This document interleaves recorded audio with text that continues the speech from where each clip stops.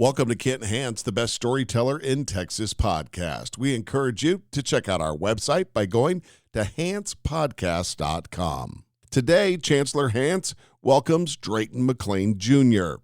Mr. McLane is a chairman of the McLane Group, a holding company with a portfolio of various diverse enterprises. He was, until 1990, the CEO of the McLane Company, a grocery and food service warehouse, supply, and logistics firm, and was from 1993 until 2011 the chairman and CEO of the Houston Astros. Mr. McLane joined Chancellor Hance at his class at Texas Tech University, Seminar in Business Leadership. I want to mention one thing. When we were having a fight with A&M for a vet school, he helped us tremendous. Right now, Proposition 5 is up for the state, and it's to give additional money to Texas Tech, University of Houston, and a couple other schools. And he is chair of it, even though he's a Baylor guy. He's been chairman of the board at Baylor, and he believes in higher education, and he has been a great supporter of Texas Tech. And when we were in the fight with A&M over another vet school, he was there for us, and we appreciate him very much. And you got some family. Do you want to introduce your family? Sure. I have a daughter-in-law and a son, Drayton and Amy. Are they in here now? Stand up, Drayton. Stand up. Stand up. Stand up. And Amy. And then I have 3 grandsons, Drayton, who just stood up, Brooks, and Walker. Thank you all for being here. Amy served on the Texas Tech alumni board of directors at one time. She's a Red Raider. And Drayton Fourth is president of Texas Tech students. We keep stealing your kids. I appreciate all the help you've given us over the years. We try to steal your kids. Make sure they don't go to competition is what makes America great. Yeah. I want to, first of all, I want you to tell me about your parents, who they were, what they did. Okay, I was born in a small town in Central Texas, Cameron, Texas, town of 5,400. Anybody else grew up in a small town? You knew everybody in town. Everybody knew you. I had 2 older sisters. Joanne was 4 years older, and Kate was 2 years older. And my sisters and I had 2 of the finest Christian parents anyone could ever have. And growing up in a small town, there was a lot of family togetherness and do that. And our parents were a big reason that we have had good lives. They've taught us a great deal. But anybody have a mother that talked to you a lot about one subject?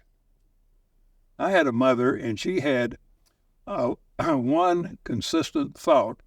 And I grew up in the early 50s, and there wasn't a TV room. TV wasn't invented then. And it was a family room. It was where your mother and dad's bedroom was, and there was 1 or 2 chairs in there. And I spent a lot of time as a prisoner in there, my mother talking to me. And she had one theme that she said to my 2 sisters and myself. I got it at least 5,000 times. She said, the most important thing in our life is our Christian faith and our belief in the Lord Jesus Christ. And she said, that's number 1. Said number 2, the love of your entire family. Most people narrow it down to their brothers and sisters. She talked about your entire family. She said, the love of your whole family.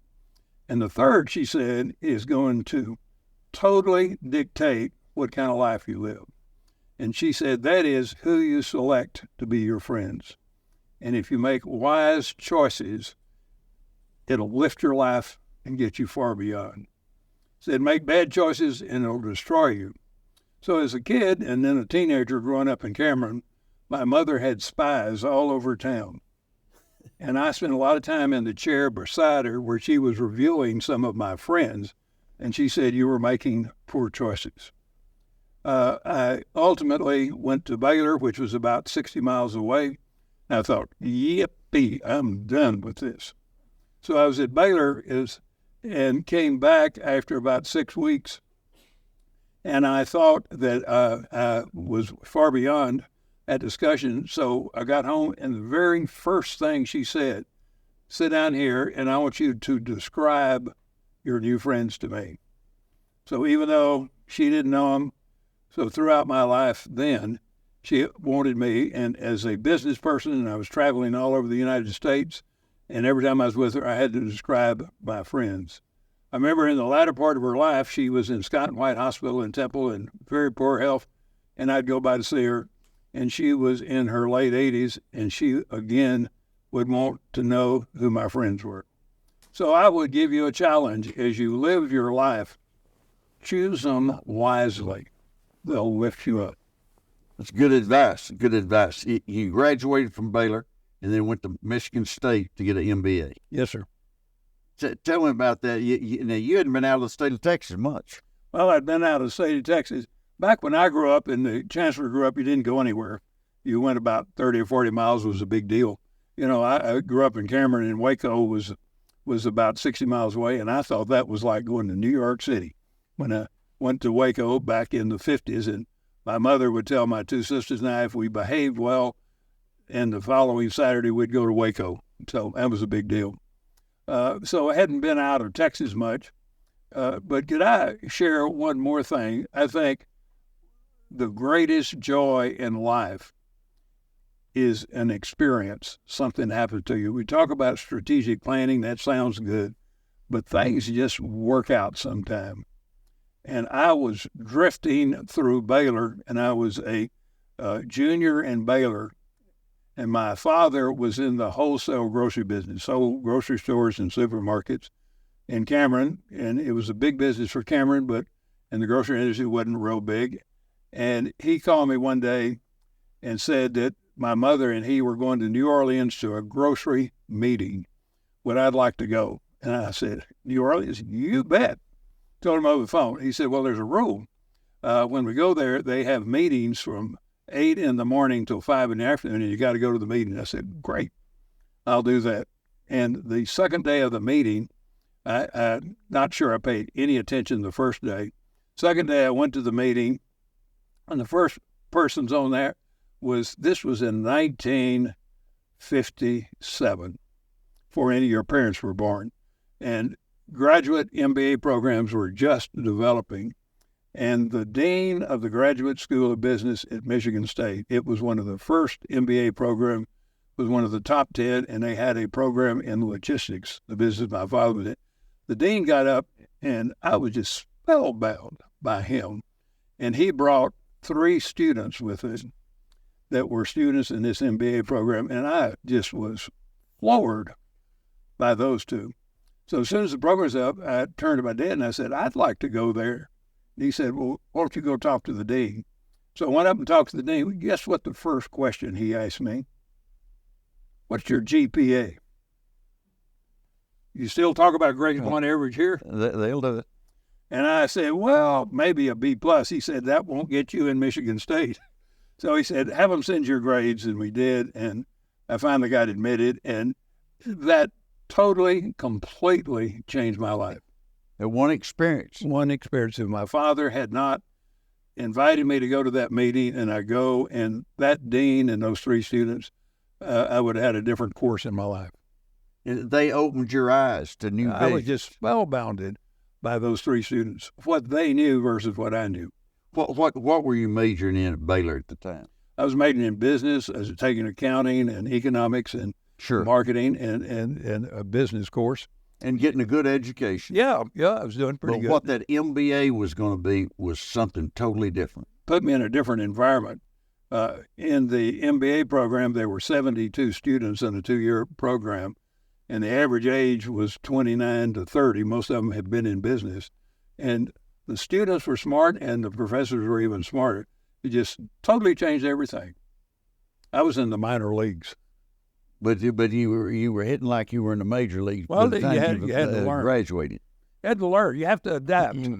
And I can encourage you, challenge yourself. Get ahead of yourself sometime. Can I tell a interesting story? It's kind of embarrassing. You can tell any story. I I got out of Baylor a semester early in December my senior year, and Michigan State in graduate school, they started in September. So I started the second semester. The 72 had already started. They had one semester. Now I went in the January spring semester at Michigan State, and the other in the course were already there. They were much older. They were much experienced. My experience in the grocery business was driving a truck for my dad in the summertime and just working in the business. I didn't know any strategy, developments, or anything. So I got this course, and these guys were way over my head. And they had already had a semester, and I was one of the first courses was a where you case studies. I'm sure y'all have done those here, and they were really advanced into these. And the first 2 weeks in a case study course, I'm not sure I said anything. And before one day I went to class, and the professor said, "When the class is over with, would you stop by and talk to me?" I thought, boy, he's going to brag on me. I'm brand new here, and he's going to really encourage me. I went up to see him afterward, and he said, "I'm putting you on notice. You have done nothing to contribute to this class. You're not engaged in this class. You're making no contribution whatsoever. And I'm going to give you 2 weeks to improve, or I'm going to ask the dean to take you out of the MBA program." And he turned around and walked off. Wow. I thought, where was the gentleness from Baylor? But, you never want to lose. So you got to learn to adopt. So we don't challenge ourselves a lot. I learned a great deal of that, and then that helped me in business later. Be around people that are really, really smart. They have big ideas. They challenge you intellectually. They challenge you daringly. And that was a learning experience there. A great experience, and that. And I didn't get kicked out. But what did you do to make sure that you didn't? I just started talking, and I didn't have a clue what I was talking about sometimes. But you pick up from others, figure out the people that have got the trend, the ideas, and hang out with them. And I'd go talk to them after class or go see them, and I'd get ideas, and I got corrected a lot. But you got to make a contribution. Our mutual friend, Ed Whitaker, talks about that when he went to work for the phone company, he would seek out the people he thought were the smartest and try to learn everything he could from them. And that was what my mother was saying. Yeah. Get with great people that want to be somebody, that have high integrity, and stick with it. So you got your MBA, and did you go back and take over the business, or did you go back and work? What did you do? Well, I got out. I was 23, and I came back to visit my mother and dad. I could have a job in San Francisco working for Kraft, and that sure sounded appealing, better than living in Cameron. So I came back through Cameron to see my mother and dad, and my father never had challenged me to come into the business. I admire him for that. Too many people get pushed into family businesses they really didn't want to do. And he never did. And he just asked me what I planned to do. And I told him that I was going to San Francisco. I was single. That sure sounded exciting. And but I said, in a few years, I'd like to come back and be in business with you. And he said, "Son, I have not modernized this business like I should have in the last few years, and it needs a total reinvestment." And at my age, he was 60, he was 58. It doesn't pay to make that kind of investment, but if you're interested, we would want you to. So he said, if you want to come back to this business, you got to do it now, or there won't be one to come back to in 5 or 8 years. And I thought, wow, Cameron was 5,000. I was single in San Francisco. I didn't sleep very good that night. And early in the morning when I hopped up, I couldn't wait to go see my dad. And I said, "I'm ready to roll." So he seemed excited. And I said, "Dad, what's going to be my job?" He had 67 employees. I was going to be the 68th. I knew I was going to be his assistant. And he said, "You're going to be working on the third shift at night loading trucks."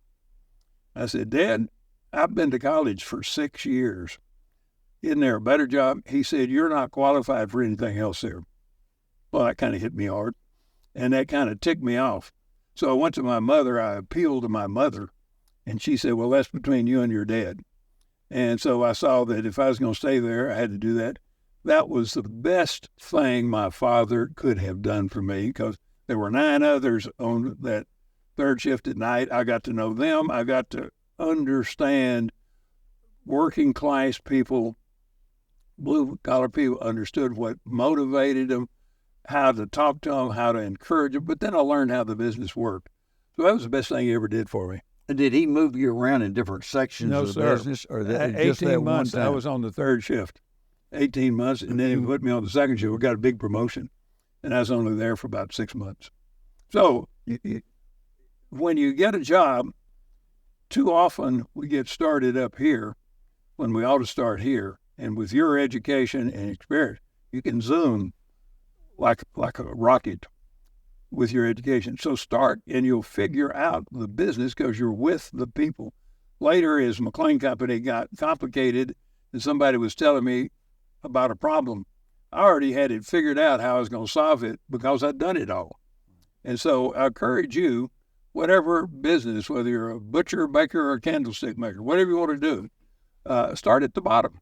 And with your education and experience and desire, you'll zoom. I've had a lot of friends that went in the executive training program, and they put them at lower levels in different sections for the reason that you'll learn at that level, so that when you're at a higher level, somebody comes in and complains about something, you will know what they're talking about. And you'll learn to work with that class of person. That's right. That's right. And how long did y'all were still in Cameron? When did you move? Were you in charge? I joined my dad in the summer of 1959, excuse me. And my father and mother allowed me to build a new distribution center in Temple. Temple's 35 miles west of Temple. At that time, it was a town of about 67,000. So we moved there in 1966. So that was 7 years. But we built a brand new, very modern distribution center. And did you shut down the Cameron operation? Yes, sir. You get a lot of pushback in Cameron? My father was the largest employer in town and the second largest in the county. And he took a lot of grief, but that people, and a lady there, I'll never forget it, she was head of the Chamber of Commerce, and she kind of got upset with me. And she saw my dad one day and said, Mr. McLane, the biggest mistake you've ever made in your life was sending him to college. And you were making those decisions she didn't like. We moved the business. Yeah, that's pretty funny. So you use the skills that you learn along the way. In the distribution, what did y'all distribute food to? We distributed cafes, foods restaurants? Mainly to small rural supermarkets, and then some larger supermarkets, and then ultimately, and we started in 1968, supplying to convenience stores. And convenience stores were kind of revolutionary. They were just emerging and were being built all over the United States.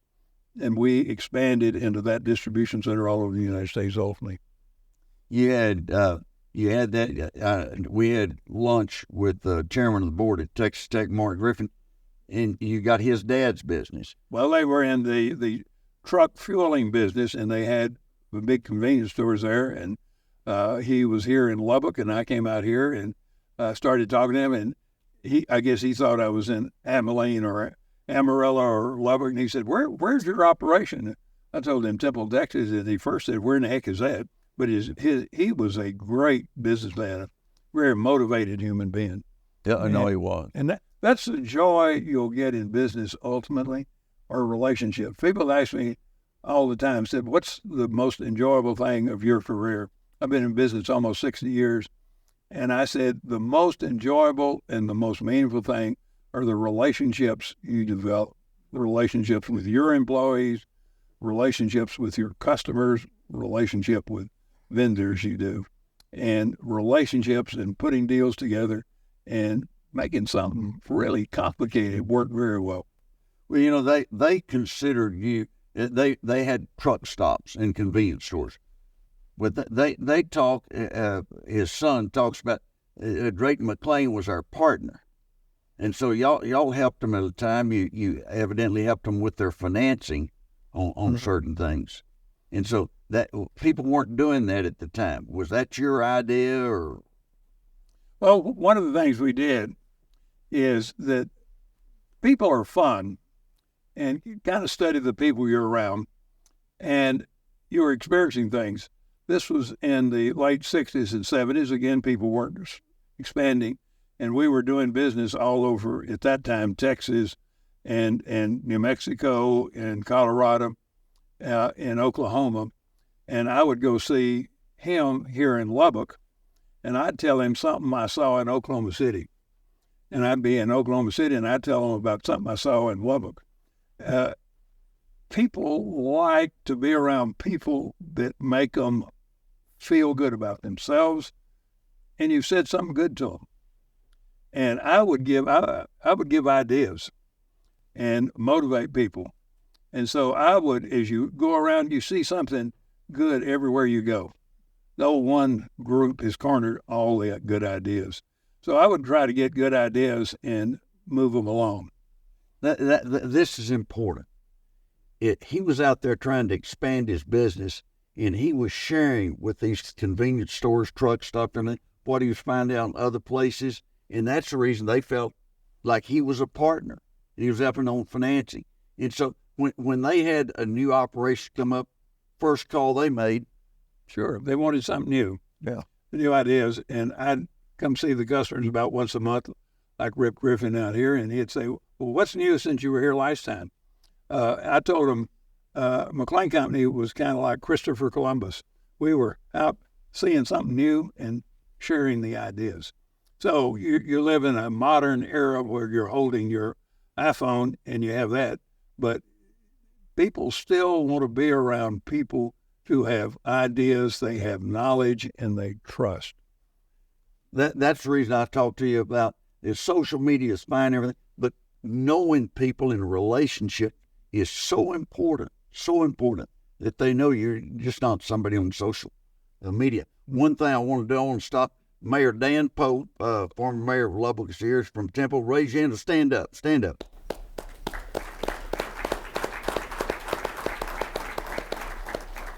When I was young and single, he was a junior and senior in Temple High, and I was his Sunday school teacher, and I tried to get him under control. I'm not sure how good a job I did in those days, but the mayor is a great human being, and he has ventured. He's been in several different businesses and just started a brand new business, a brand new bank. So congratulations on being an entrepreneur. And you invested with him. Sure did. I trust him. You taught him Sunday school. Well, no, I know his mother and dad. And I know his mother real well. And I can get anything out from him. I can just call his mother. Then you get it done. Relationships are the deal in life. Yeah. Well, Mayor Pope was the best mayor we've ever had at recruiting businesses to come to Lubbock, Texas, by far. Nobody else is even close second. Getting back to the company, you merged, or they bought you Walmart.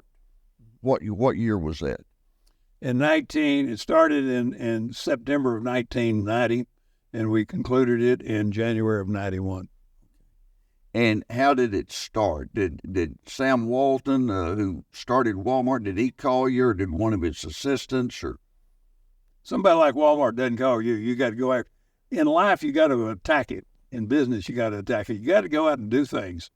We were supplying, and then this was in the late 70s. I heard that Walmart was building some that weren't called super centers, they were called discount stores in those days. And they were in Arkansas and Missouri and Oklahoma. And I heard there, we delivered there, and I heard of them, and I heard of Sam Walton. So do they still teach business letter writing? That used to be a course in the business school at Baylor. Learn how to really write a great letter. That's something to do. But anyway, I took a course in business letter writing. Anyway, I called Sam Walton several times on the phone, never returned my call. So I decided I would write him a letter. And I got my business letter writing book down, and I wrote him a really neat letter and sent it to him. Never heard a word. Wrote him 2 other letters. Never heard a word. So I met a salesman who was in the meat business that lived in Springdale, Arkansas. And I asked him if he knew Sam Walton. He said, not real well, but I do know him. I asked him if he could get me an appointment, and he did.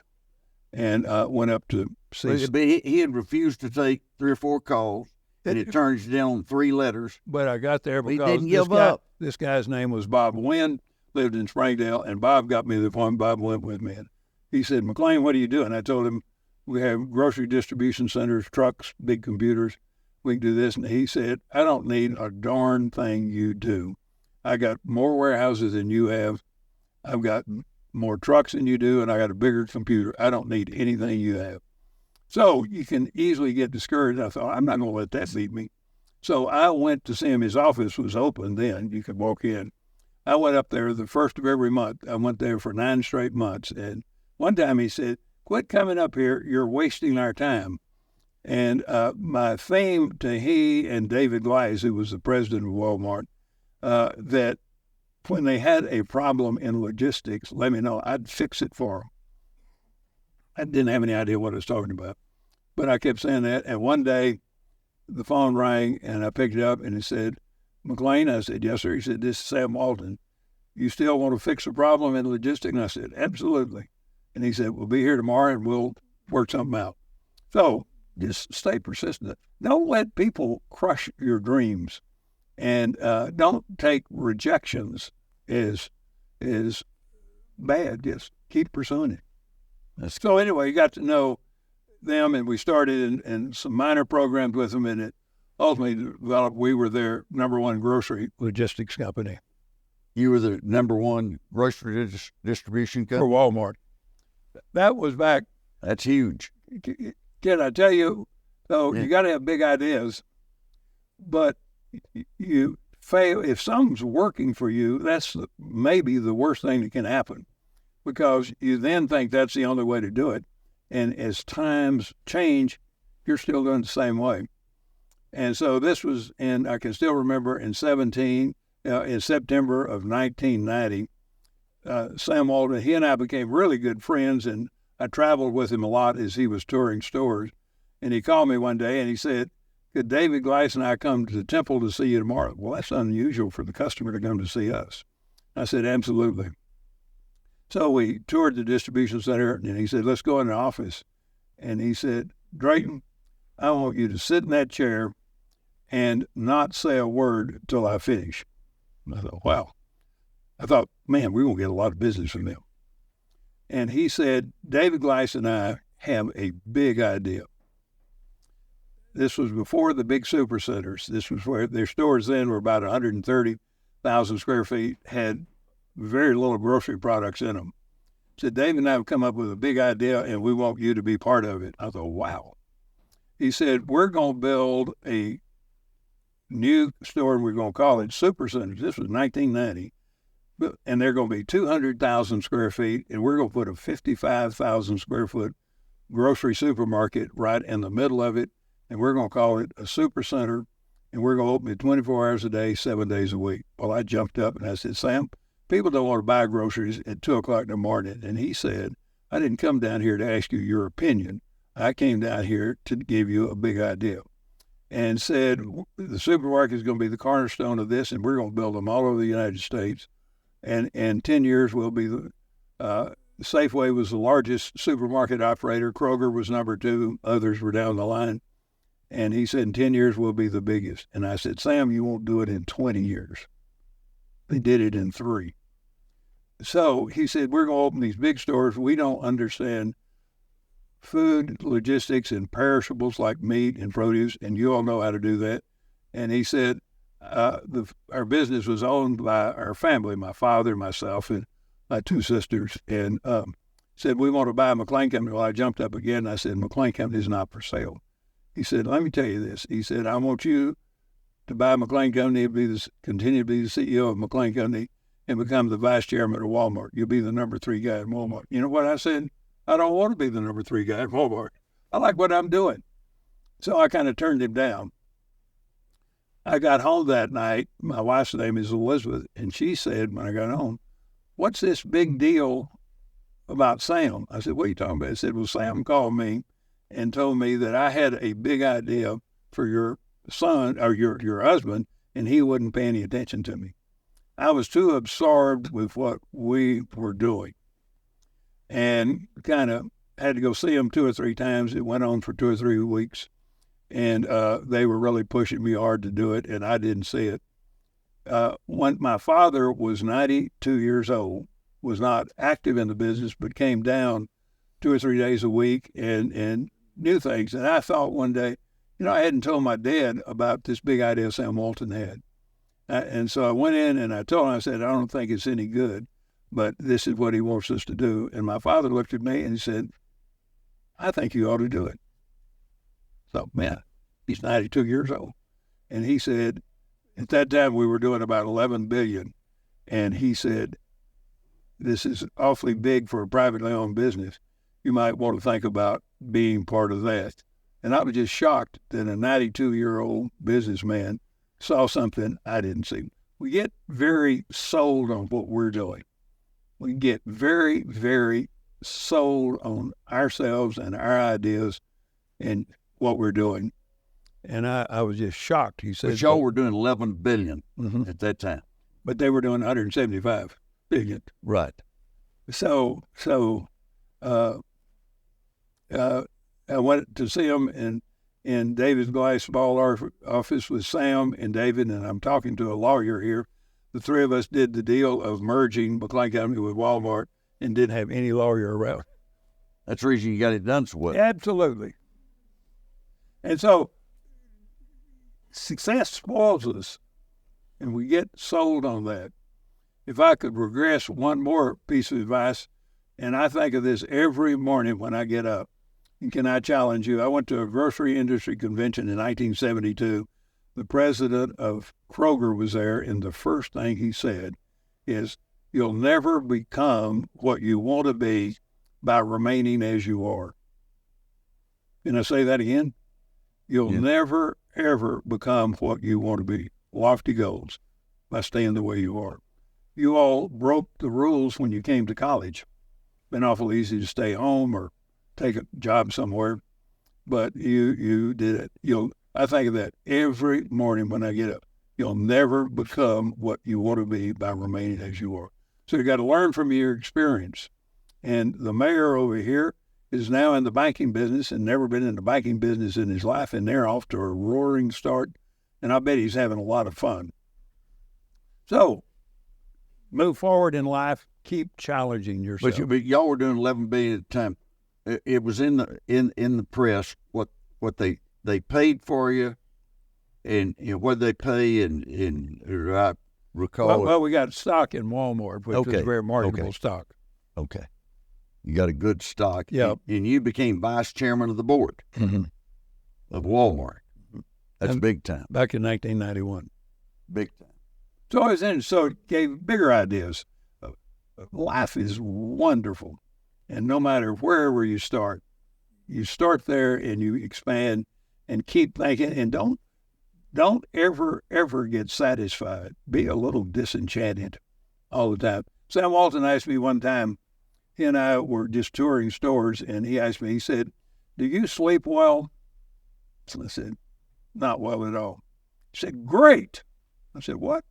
He said, "I've never met a highly successful person who sleeps well." College student, I slept good when I was in college, but when they get in business, they'll find out something. Well, I else. tell y'all about my sleeping habits. What are yours? I go to sleep. I get ready for bed at 12. At 12:30, I'm in bed, and I get up at 4:30. I get up at 4:30. I was up at 4:15 this morning. But I remember he said that to me. He said, "I've never met a really motivated person that slept well. He just stirred up all the time." Yeah, it's like going on. But teenagers can sleep well. Elon Musk says it's hard for him to sleep because his brain won't shut down. I think that's the problem.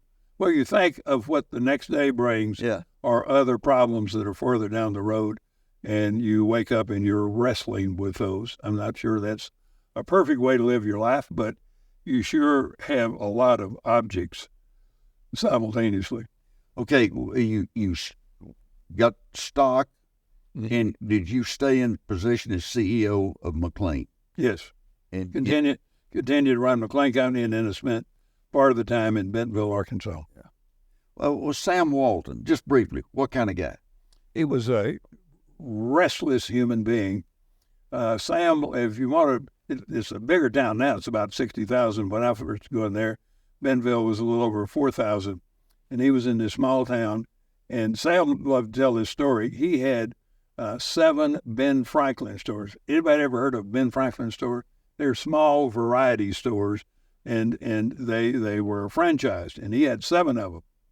And in 1961, he had heard that a new company, a new retailer was formed right outside of Detroit, Michigan, and the company was Kresge Company. They had variety stores, thousands of them all over the Midwest, and they had opened a store right outside of Detroit, and they called it Kmart. And Sam went up to see this first Kmart, said he came home, told Helen, his wife, we're selling all 7 Ben Franklin stores. We're going to sell them all. And we're going to open a discount store. And I heard Helen say this many times. I said, Sam, what is a discount store?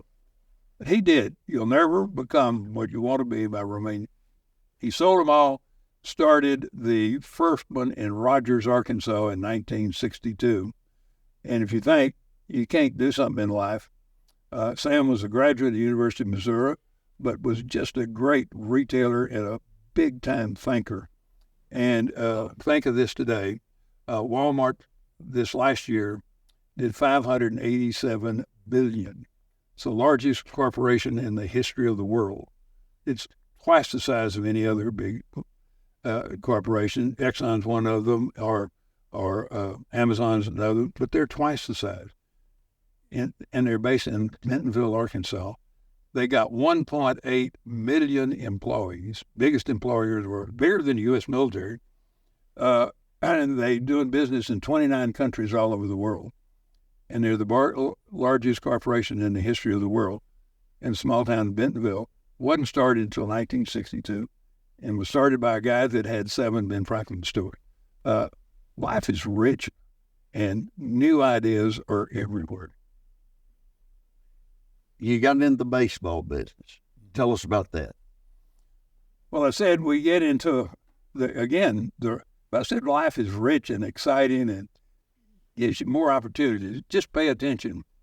One day I was in my office in McLane Company. We grew McLane Company over 32% per year for 32 consecutive years. We were really cooking. And I got a phone call from 2 individuals in Houston. One of them was Ben Love. You probably knew Ben Love. Good friend. Ben Love was the CEO of the largest bank in Texas, Texas Commerce, and Bob Armstead had a big supermarket called Randall's. We were borrowing a lot of money from Texas Commerce, and we were Randall's. And they called and said, "We got a big idea for you." I thought, what? Said 5 others of us are negotiating to buy the Houston Astros. They were owned by an individual in New York City, and he was ready to sell, and we're forming a group, and we would like for you to be the 6th member. You know what I said? I said, I have no interest whatsoever in being involved in a baseball team, having too much money, too much fun in the grocery business, and I thanked them. Sometimes you can get ahead of good common sense. When I hung up, I realized one of them was my lead banker, and the other was one of my big customers. So I called him back and said, I apologize. I'll come down. And so the 5 of us negotiated to buy the Houston Astros, and the owner was a very, very difficult person in New York. And we negotiated for about 6 months, and none of the 6 of us were really accustomed to working with other people, and we kind of stumbled all over each other. And finally, one day I got a call from Ben Love, the biker, and said, we've just decided that John McMullen is too difficult to deal with. He wants too much for the Astros, and we're going to abandon this. And I got to thinking, I never backed away. I found it fascinating, something different, never been in professional sports. And the discussions were fascinating. So I called him back and I said, do you mind if I try to do it on my own? And he said, if you're that big a fool, go ahead. So it's, again, it wasn't a strategic plan on my part. Events occurred. Got to have enough good judgment to move forward. And that's how we got involved in buying the Houston Astros. You got the deal done with him. Mm-hmm. And what was the first thing you did once you got them purchased? Did you go meet the general manager and the team? Yeah. You know, how was that? That was different. And, I was custom. McLane Company at that time, we had about 16,000 employees. And buying the Houston Astros was no big deal. We had 25 players on the major league team. It's about 7 managers, and then all the administrative side was about 120. And then you had the minor league players, but it wasn't half a third as complicated as running McLane Company, but it was interesting and fascinating. But I didn't have much knowledge. But again, my mother said, find out who the good people are, people with high integrity, good values. So I found a bunch of baseball people who told me what to do. And you listened. Tried to listen. Not always are we good listeners. We got personal opinions and axe to grind and to move forward. And you got to move forward. Can I tell you my first baseball experience? Absolutely. Anybody ever been to spring training down in Florida or Arizona? I'd never been. And my son, Drayton, Denton, and my wife, we went to spring training. And I thought, well, this is going to be really neat. So Art Howell was our manager, and they had all the major league team, 25 players over here, and I didn't know them. And I said, Art, everything I've tried to do in life and business is to teamwork and working together and all having the same goals. One afternoon after practice here in spring training, could we bring the 25 players together? And he said, what? I told him I'd like to talk to him. He said, I've never seen that in Major League Baseball. And I said, well, I want to get to know the players, and we all have a common goal. He said, okay. So the next day, I went in our conference room, and he had the 25 players and the coaches, and I told him who in the heck I was and that I wanted to work together with teamwork. We work together. We all have the same common goals, and we really, really work hard as teammates. Well, again, there was just 25 players. I looked out. You ever talk to a group and you saw that they weren't listening to anything you said? Does that ever happen to me? It's happened to me before. I looked out there, and I remember one guy's name was Mark Portugal. He was a wild pitcher. He had a stocking cap pulled over his head. You couldn't even see his head. And others were in disbelief, and they were really bored to tears. So after talking to him for about 10 minutes, we ended it, and I told Art, I said, that didn't work, did it? He said, it absolutely didn't work.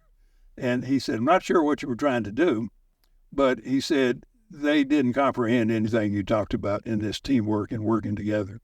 And he said, why don't we do this again right after we start the season in the old Astrodome? So after we played a couple of games, the next day I brought them back together. I gave them the best fiery, emotional speech and same lousy results. So after it's over with, Art, the manager, said, I think he felt sorry for me. And he said, why don't you come in my office and let's talk? I said, great. So I went in there, and he said, they have no idea what you're talking about, and they don't care. He said, you kept talking to them about teamwork and working together. And he said, I hate to tell you this, but baseball is not teamwork. I was shocked. Remember high school sports? They talk about teamwork and working together. He said, baseball's not teamwork.